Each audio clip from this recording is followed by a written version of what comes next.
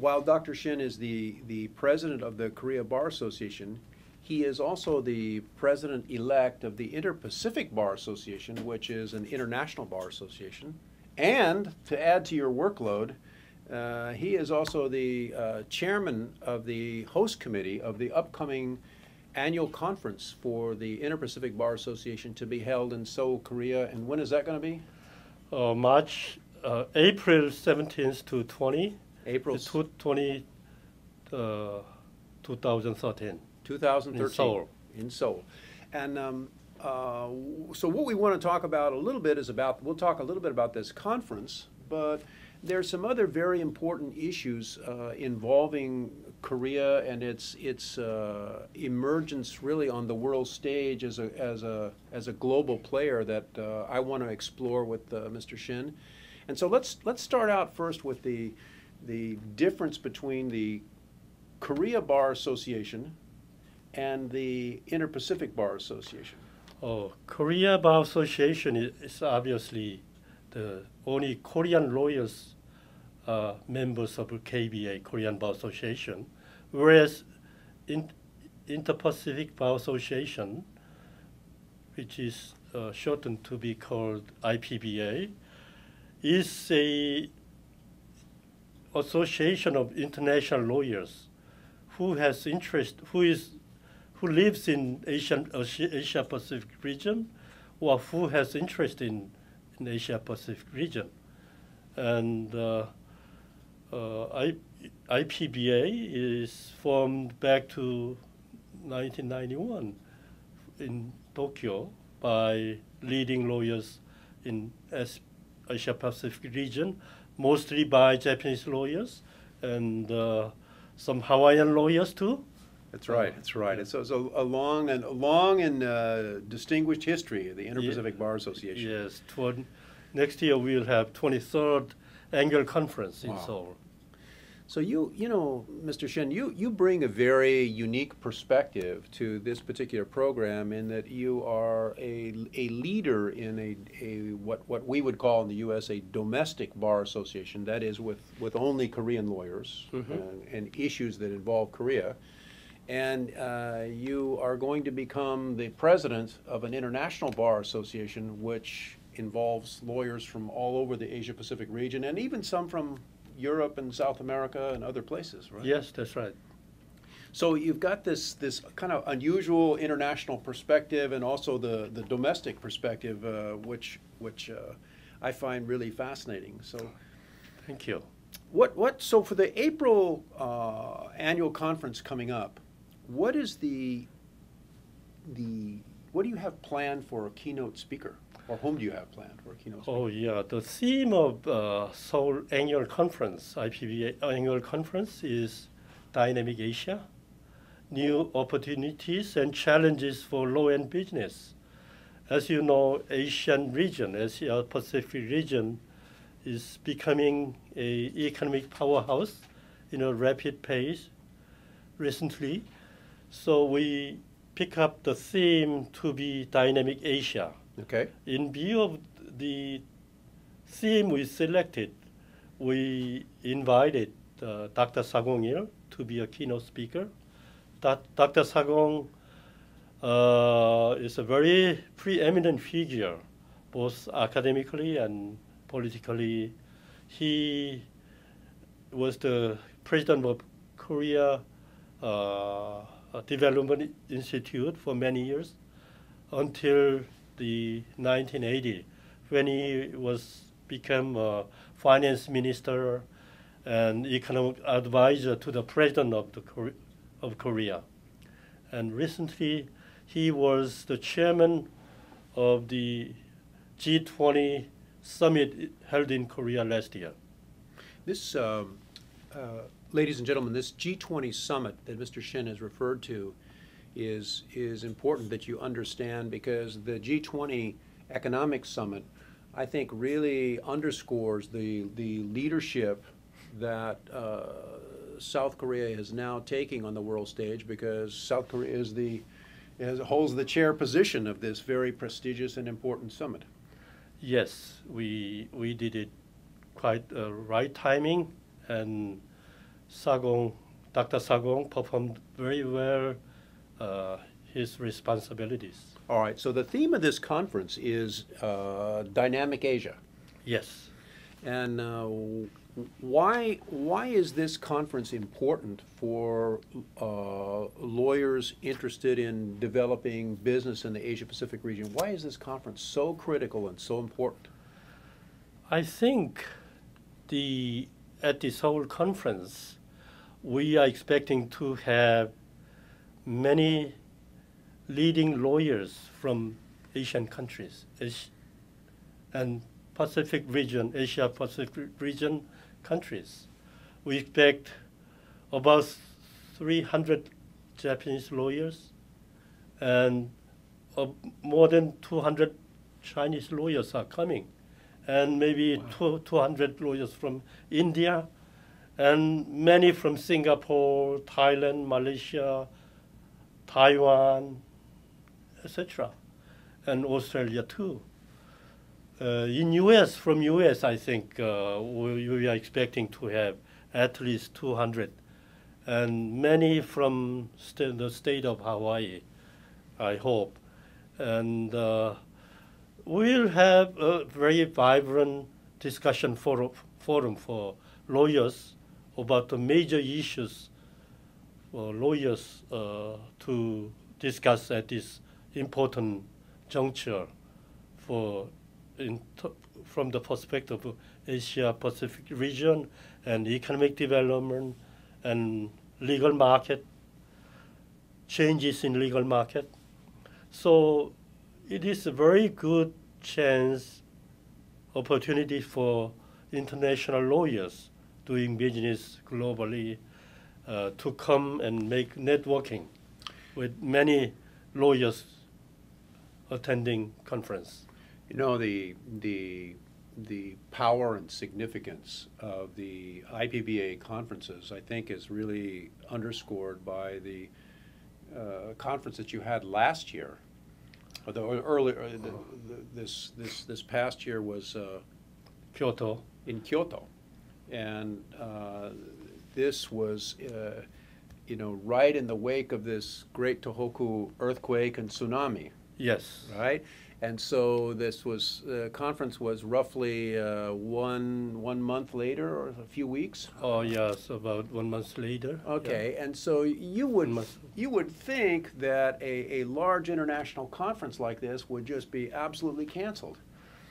But to my surprise, originally more than 1,000 lawyers registered, but only 200 canceled.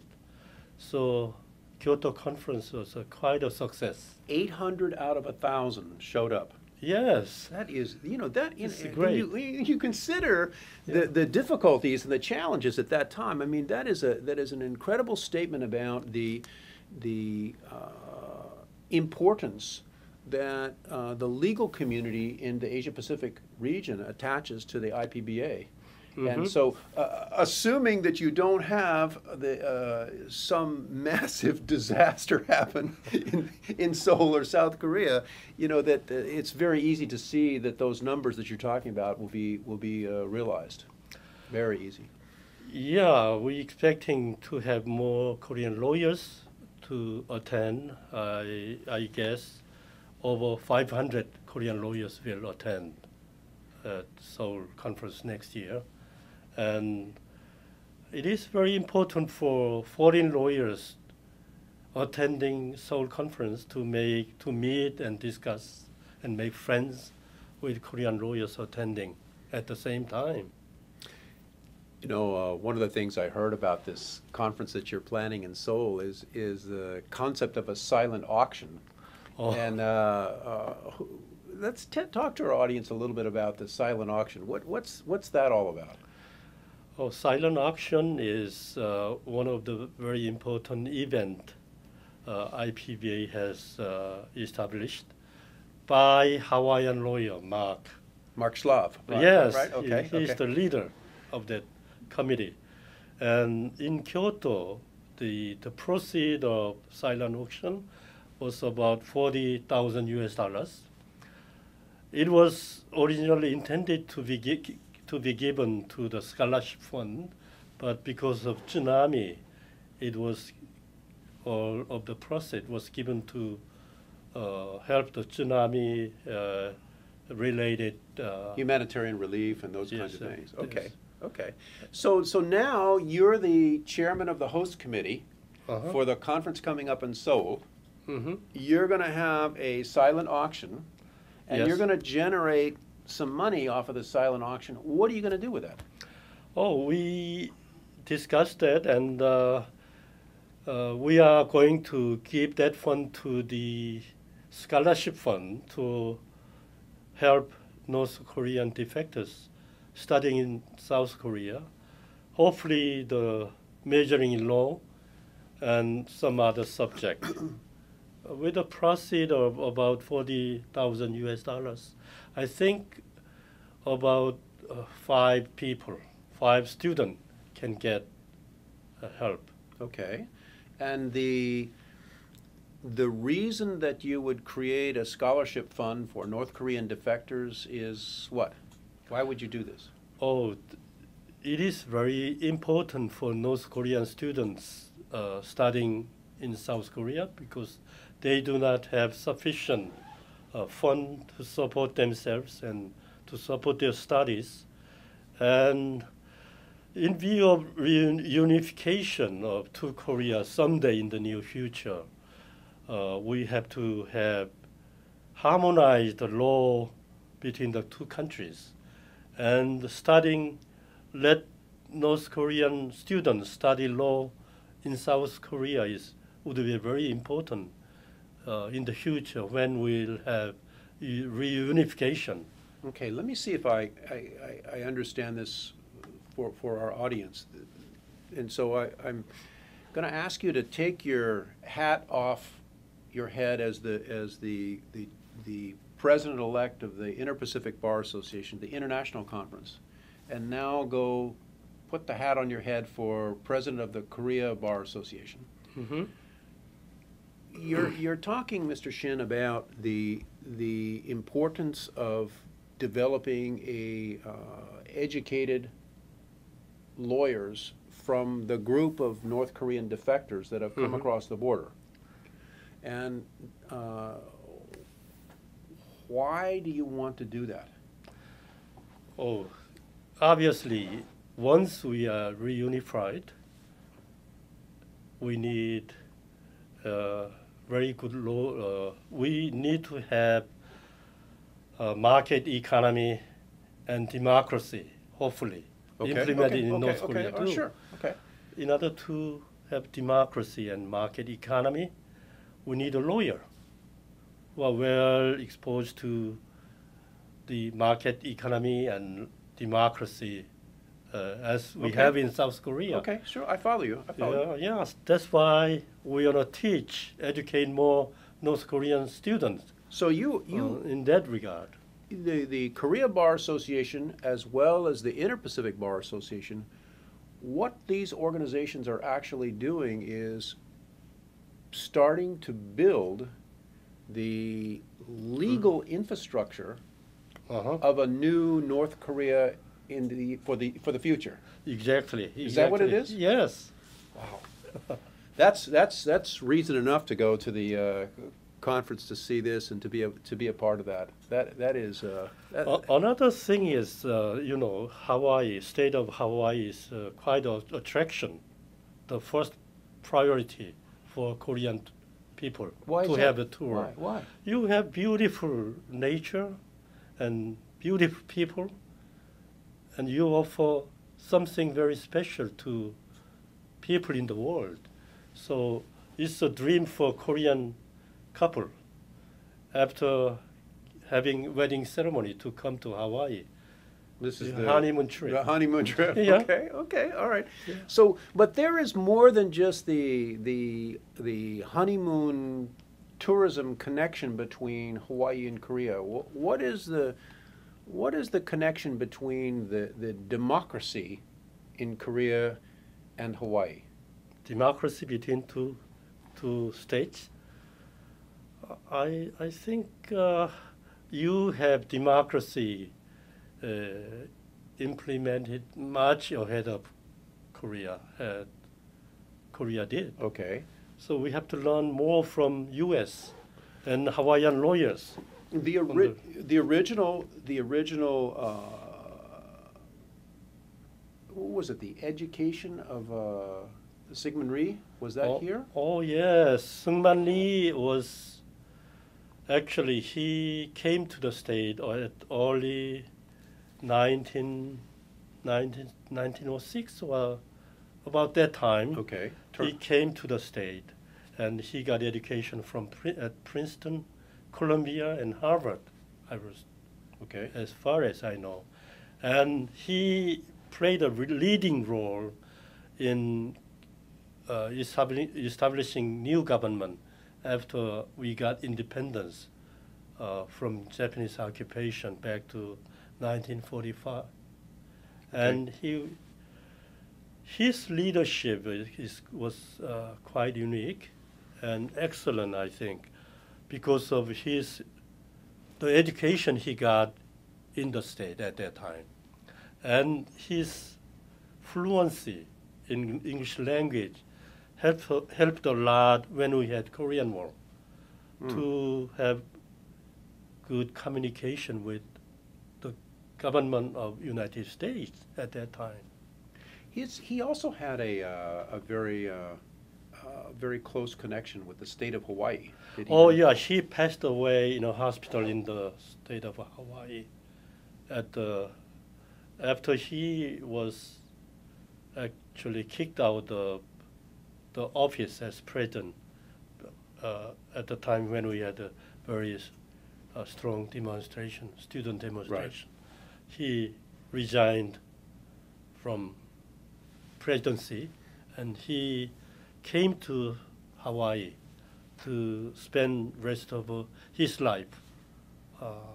So Hawaii and Korea have very special relationship politically and culturally as well. Yes, we have quite a large Korean American community in Hawaii. Maybe I was told that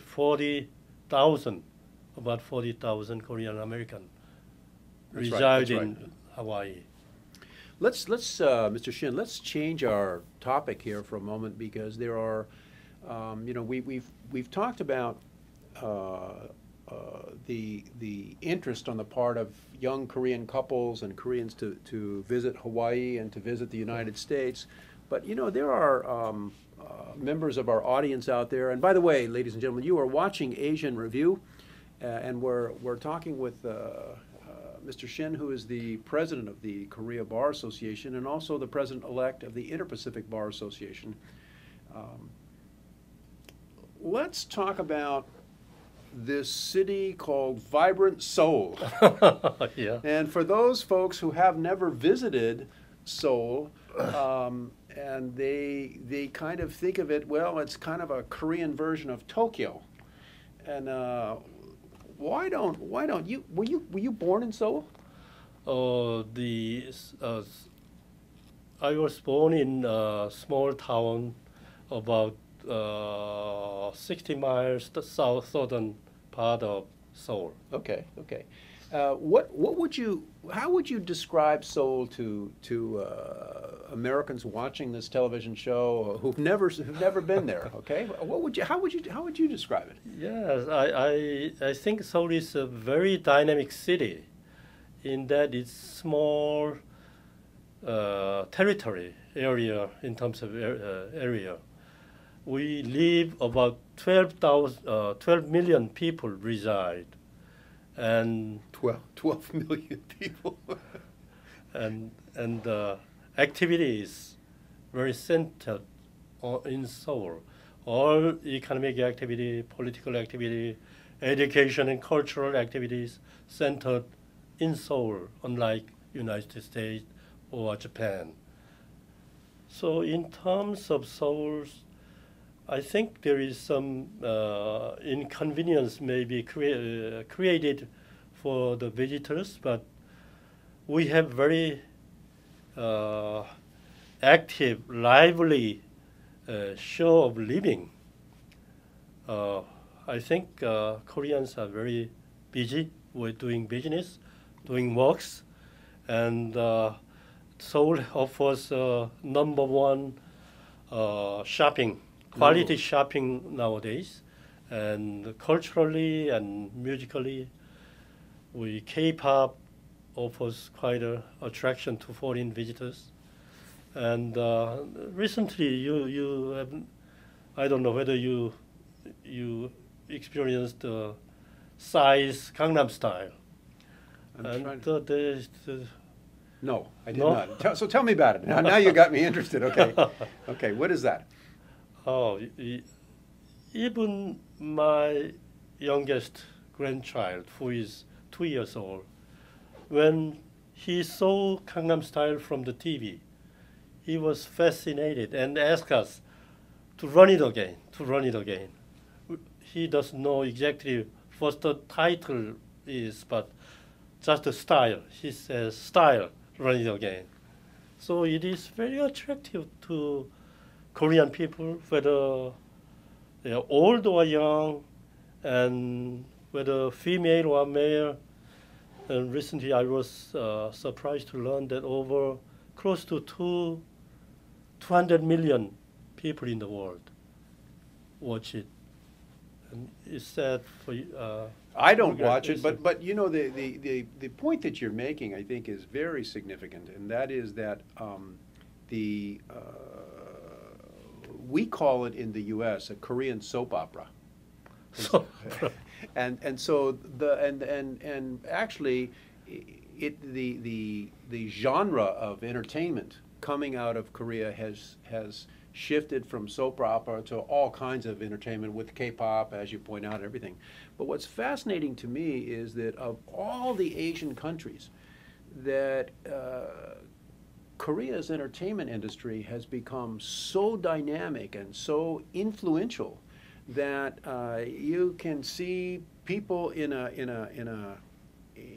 little house in Hanoi, Vietnam, or in Phnom Penh, Cambodia, or Bangkok, and they're watching a Korean television show. drama, Korean drama, The dramas. yes. And very, very influential in terms of the entertainment and the Korean culture. You can see it all over the Asia-Pacific region. Thank you very much. I think that's the reflection of Korean character. Koreans are very dynamic and very open-minded, and they love to dance and sing a song, and they are enjoying their lives. Well, that's right. That's the That's right. And personal character. And what's interesting is that the Korean films industry, what they've been able to do is they've been able to capture this dynamism, this emotion on film or in programs or in music, and because there is so much emotion involved, the excitement transfers to the viewer, and the viewer wants to see more. Oh yeah, I think so. Yeah. It's really, if you haven't been to Seoul, you really need to try it. Mr. Shin is kind of understating, and I will tell you they're great cultural things to see, the castles, the fortifications that are there to visit. I think it's Americans interested in of course visiting the DMZ. Oh yes. And yeah. tremendous museums and art. Korea is a small country, very small country. We have one-fourth of state of California. And in terms of GDP, now we rank 15th in the world, I think, with 1.1 trillion US dollars.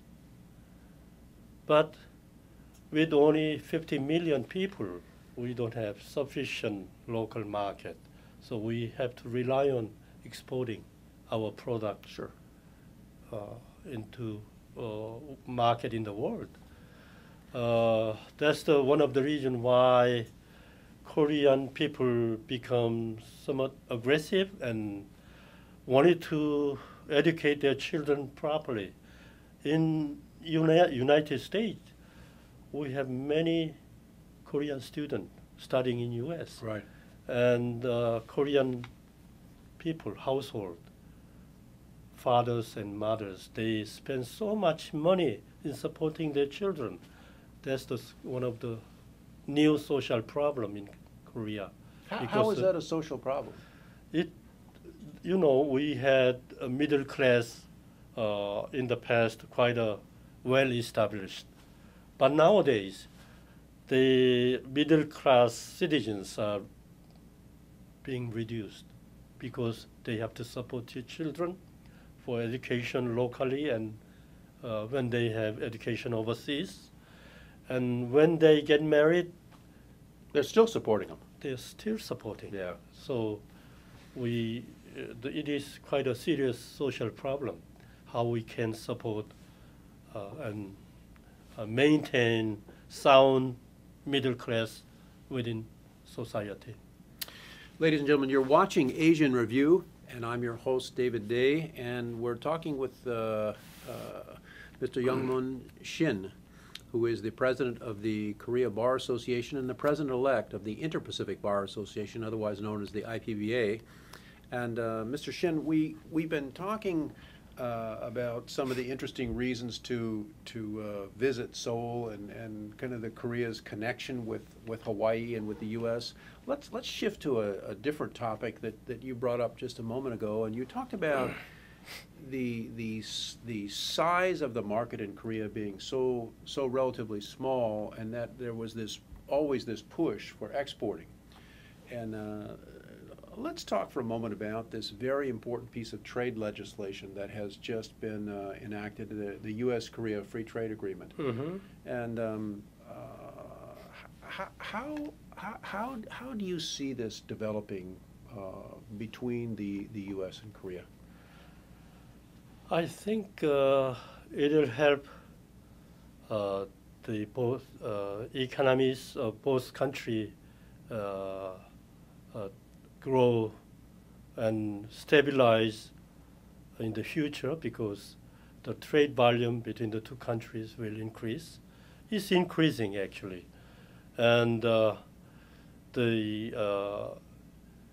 people in Korea have better understanding of U.S.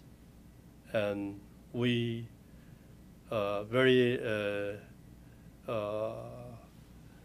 friendly view of the States always.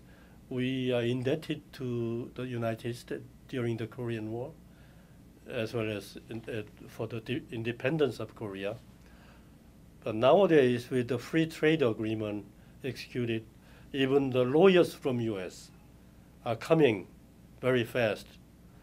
We received at KBA about 20 applications from UK and US, but from UK only one, whereas the rest are all from the law firms in the States.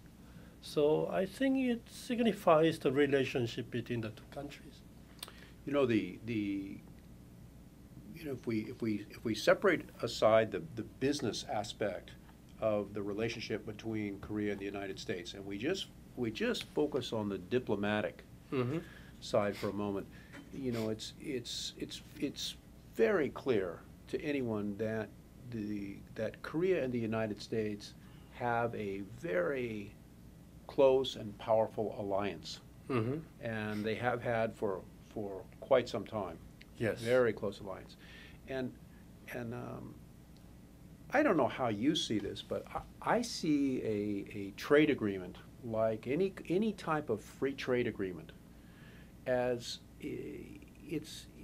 you cannot just look at the four corners of the document and see its total significance. Mm-hmm. In other words, let's suppose you and I were auto manufacturers, okay? Mm-hmm. And we look in there and we see how many cars we're going to sell in the other market, and we translate the benefits. Mm-hmm.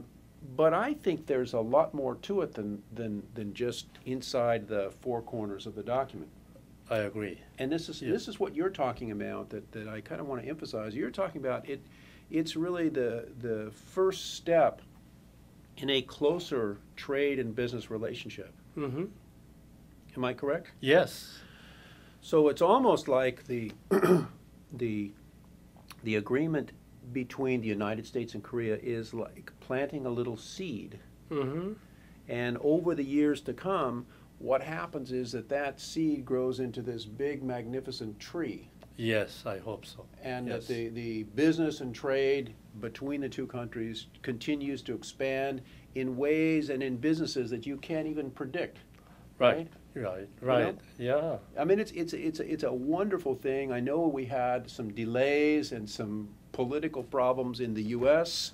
And we- in Korea too. and in Korea too. Yeah. But it's finally in place, Yes. and that's this is an important time to see the for American and Korean lawyers to see the beginnings of this really serious ongoing free trade that's going to be like almost like the U.S. and Canada in the years to come. I hope so. Yes. And the openness, open-minded characteristic of Korean people will be an important factor in having the fruit, as you explained, comes true in the years to come. Let's talk about something entirely different now. Let's go over to your Korean Bar Association, and I'm very curious to know what are some of the issues that within Korea lawyers are focusing on now. What are the important issues that the Korea Bar Association is looking at? Oh yeah, we adopted recently the US law school system, exactly as you do in the state. So we increased the number of new lawyers in a very rapid pace. Every year we had only 1,000 recently, but this year we had 22,500, 2.5 times a year. And in 5 years, currently we have about 12,000 lawyers practicing in Korea. We expect we'll have 20,000 in next 5 years, and next 10 years we would have 30,000. Well, what are you going to It's do a with all big those problem, lawyers? so- Why? And we are opening legal market also to foreign lawyers. You're So bringing we lawyers are in? expect- Yeah, And you're producing more lawyers internally within the country. yeah. Why? Yes, I think the government had in mind, traditionally we had only litigation lawyers. But as economy grows, as the Korean companies place in the overseas economy, we need more lawyers in terms of giving advice and guidance of Korean businessmen Okay, doing but- business outside of Korea, Right, and, and so- domestically also. Okay, I see so that. we had, for example, in Samsung, they have over 500 in-house lawyers, I think. 500 Yeah, in-house lawyers. in Samsung. Okay. In the past, Samsung had only handful of in-house lawyers, 15 years ago, for Okay. example. Okay. And so That's quite a growth. So I think as president of KBA, it is really a big problem. In a way, it's a headache in order to have young lawyers, new lawyers find a job at the Okay. right place. So the issues we are facing is, first, we have to expand rule of law in Korean society by placing new young lawyers to government, company, local government, and National Assembly to help the administrative act to be reviewed by lawyers in advance, to all the business activities reviewed by lawyers in advance, internally. That's one of the things we are not to do. Second is lawyers in Korea traditionally were very privileged, and in a way they acted very selfishly. Okay. They pursued their own interest. Now we're going to change the view of public by expanding pro bono services, and by expanding access to justice to less fortunate people in Korea. Okay, okay. Thirdly, we are having globalization in every society nowadays in Korea. So for lawyers, legal community in Korea, we have to globalize law society. So we have to educate, train young lawyers to meet the demand of new era to compete with foreign lawyers Okay. to efficiently and effectively. You know, as I listen to you talk, I have seen the dynamism of Seoul and the dynamism of Korea, and but I really didn't know about this tremendous educational push in the development of lawyers in Korea. But you know, as you step back and you look at the big picture, what that really is, it's kind of like the example that we were talking about, the North Korean defectors, is that Korea is laying out its legal infrastructure in anticipation of enormous explosion in business in the years to come. And your Samsung is just one example of that. That's right. If we are reunified, we'll need immediately at least 5,000 lawyers in view of German example. What do you mean by that? So that you reunify North and South Korea, and you need 5,000 lawyers immediately. What is that for? We have to have a judge and prosecutors in North Korea, and practicing lawyers in order to have rule of law and democracy, market economy, etc. And at least 1,000 judges and 1,000 DA prosecutors and 2,000 or 3,000 practicing lawyers in order to help the new reunified Korea meet the need for development and implementation of democracy and rule of law within society. So even though there's been no serious talk of reunification currently, as I recall, is that right? Even though the reunification, there's no date for it, it hasn't been agreed to, maybe it's a long ways off in the future. That's right. What you're saying is that South Korea is getting ready for that, and one of the ways it gets ready is to train up the legal system for this new reunified Korea. Yes, we don't know when the reunification will come. It may come in 10 years, 20 years, but in the case of Germany, it came suddenly, without warning, really? Without warning, yes, exactly. So we have to prepare for the future, although we don't know exact timing when we'll be reunified.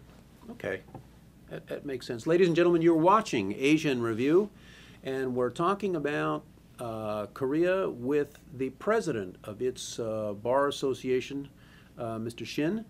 And what I would like to do now is, as at the time that this program is being recorded, there are lots of skirmishes and diplomatic rows between Japan and Korea over the Dokdo Islands, also called by the Japanese Takashima, yes, and also called Landcourt Rocks. And I don't want to get into the historical perspectives on either side for this, Mr. Shin, but where does is this dispute that exists currently between Korea and Japan, do you see this as impairing the long-term relationship between Korea and Japan? Yeah, if the issue of ownership surrounding Dokdo Island, Takeshima, it will create some bad feeling among the people in both countries. So I think the politician look for the future.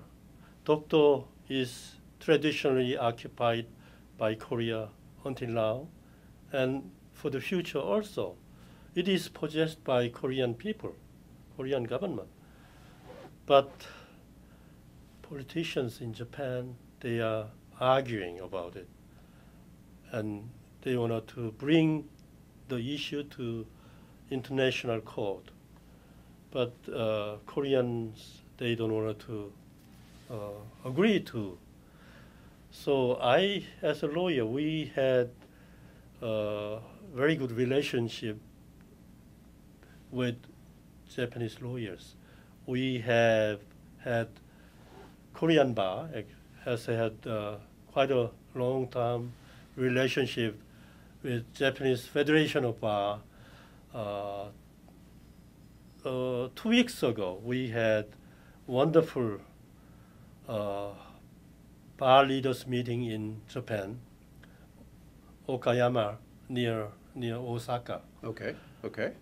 About 60 lawyers from each country attended, and we discussed current issues facing the Korean bar and Japanese bar. And were these disputed islands one of those issues you No, discussed? never talk about it. The lawyers of both countries never raised okay. that issue, because we all know it's not a issue to be brought up at the meeting, at such a meeting. Well, my question to you is, do you think that this dispute between the Japanese government and the Korean government, is this dispute over these islands, is that going to block or wreck the building of a relationship between Korea and Japan? Is the dispute that serious? It affects negatively, I'm sure. So I hope the leaders of both countries look forward.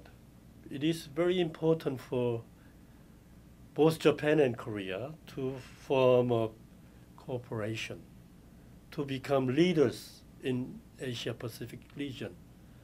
At the time when the region becomes more important for the economic cooperation in the world, and especially among the countries in Asia-Pacific region.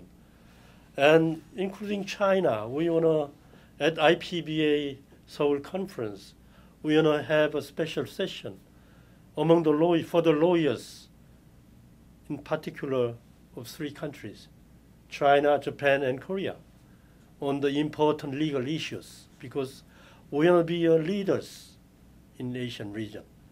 I think Japan, China, Korea, we have to come together to play an important role we are faced now, and don't fight on the historical matter again. We have to get together, and I think Japanese lawyers, many Japanese lawyers, have same idea, same opinion. How about Korean lawyers? They have the same idea? Same idea, same opinion. So your message to the lawyers of Japan and Korea is something like this: we have to get our governments to get past this territorial dispute and look to the future. Yes. Okay. All right. So let me ask you a hypothetical question now. Let's take this territorial dispute, Dokdo Islands, Takeshima, and Lancourt Rocks. Let's move it into the past. And let me ask you to kind of look into the future, Mr. Shin. How do you see the relationship developing? Once this territorial issue is moved aside, how is the relationship between Japan and Korea likely to develop? When I had a meeting at leaders meeting and bar leaders meeting, and at Pola conference What is the Pola is president of Asian country, Okay, Law of Asia, okay, President of Law of Asia, yeah, okay. POLA. We have annual meeting, and Japan, Korea, Taiwan are the very important jurisdiction at POLA meeting. And the Japanese bar leaders, the president suggested at the meeting, we are running actually a website for POLA meeting. Okay. And back to, I didn't know that, but Japanese bar president raised the issue that Japan in 2001, they decided they were given the authority to run an information center for POLA, but they failed to do it. And in 2010, when we had a POLA meeting in Seoul, Korean bar president initiated, we need a kind of running a website for POLA conference for the future. And we did, KBA has done so far. And suddenly Japanese bar leader wanted to raise something. I don't know exactly, but when I told him, don't worry, I think we, Japanese and Korean lawyers, we should cooperate. So whatever you have in mind in that regard, let us know. Then we can run the website together or run the information center together like that. And they were very happy to hear that from me. So I think we shouldn't argue about the small matter who should take this initiative by Japanese bar or Korean bar. It's not a matter. We should cooperate. You know, it's fascinating to me that this discussion that we're having comes at a time when, yes, there are this diplomatic row between the United States, not between that complicates the United States position, but the row is between Korea and Japan. But I don't know if our audience fully appreciates that.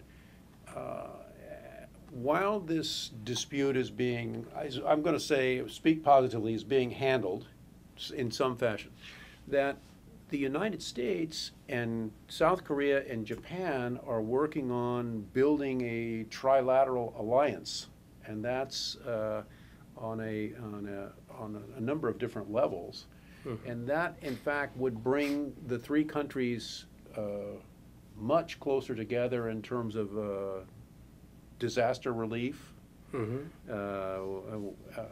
certainly with intelligence sharing and military defense and a whole host of other issues. So this is a time when Korea's role in the Asia Pacific region's stage, Korea is very, very prominent in a leadership position, and it'll be fascinating to me to see the next year, as you become the president of the Inter-Pacific Bar Association, how you're able to translate some of this and move some of this forward, because the lawyers are very influential in these countries. Yeah, thank you, David. I will keep in mind what you have described and what you have suggested or encouraged me to do. Keeping in mind, I will do my job as the president of IPBA during the term of my presidency. You know a little bit about, because there's been some discussion already, the programs, the seminars that will be conducted at the IPBA conference coming up in April of 2013, right? So let's you and I pretend, because this is the case, there are a number of American lawyers who are watching this program right now, and why don't you tell them what do you think is some of the most interesting classes or programs that are going to be held in Seoul that they would be interested in? Oh yeah, we at IPBA annual conference we have quite a interesting session. in various branches of law, and the topics we select is the most interesting topic at the time of annual conference. So if you come to Seoul annual conference, I think you will enjoy various subject in session, and most importantly, I want to emphasize you in Korea, we'll have a gathering of almost 1,500 lawyers from all over the world. And among 1,500, at least there will be 500 local lawyers in Korea. So it will be a very important opportunity for Hawaiian lawyer to come and make networking and make friends with participants, in particular with Korean lawyers. Sure. Because Korean company and businessmen are very interested in coming over to the state of Hawaii for tourism business and certain other industry. Like renewable energy and things like this. Oh, yeah, yes. of course. Solar energy, maybe. So why don't you come and join us next year in Seoul? We welcome you. We got that welcome, but let me go back to my question for a second, and I may be asking something that's unfair of you. Do you know any of the programs that are going to be held in April yet? I was just trying to get you to give him an example of one that you think would be interesting for American lawyers. Yeah, I think we are having a big arbitration seminar. Okay. Because we are launching a new arbitration center in Seoul early next year. And in celebration of the launching of arbitration center in Seoul, we are planning to have big seminar inviting all important figures, important lawyers engaging in international arbitration. So that is one big item. And we are trying to have a big session, competition law, and also insolvency, bankruptcy, and antitrust. That is competition law related. Right. Yeah. And we are having a traditionally cross-border investment session, M&A, cross-border M&A, and cross-border financial transactions. Financial transactions. Okay. And environmental law, etc. Are there any programs that are planned? And I don't know. I'll just ask you on water or food problems. That is relating to environmental law, I think. Okay. Yeah, and we are.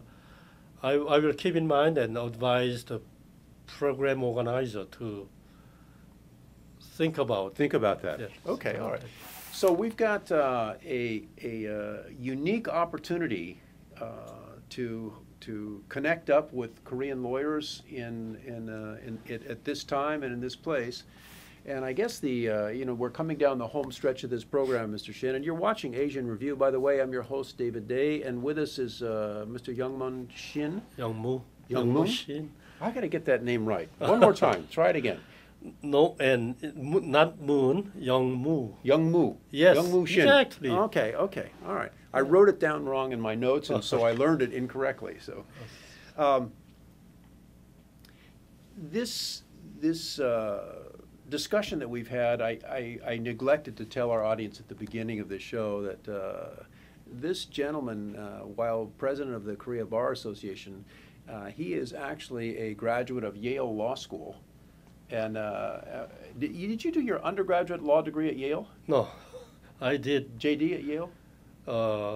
I did undergraduate law in Korea, and I came to Yale for graduate studies. Okay. I did LLM and JSD at Yale Law School. JSD at Yale? Yes.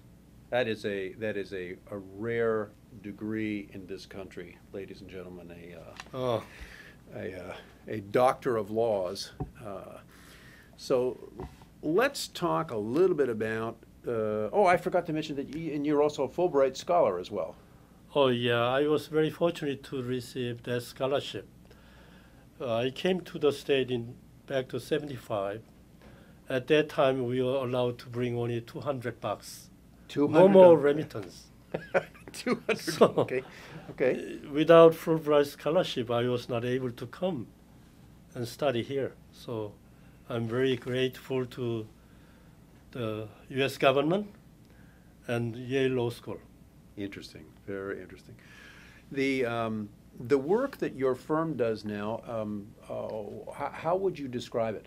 The legal work. What kind of legal work does your firm do? Oh, yeah, Korea has experienced quite a rapid revolution through the IMF financial crisis we experienced back to 1998. Prior to the financial crisis, in Korea, even the large companies, even when they enter into an M&A deal, they didn't use lawyers at all.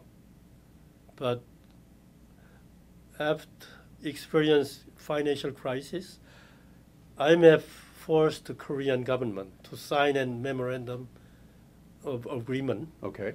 And in that agreement, the Korean government was to adopt a set of reform project. First was when the banks are lending, they have to have due diligence. The due diligence, okay. On credit of the borrower. We're out of time. Thank you. We appreciate, Mr. Shen, your comments. What a great time with you. And ladies and gentlemen, thank you for joining us. Thank you very much.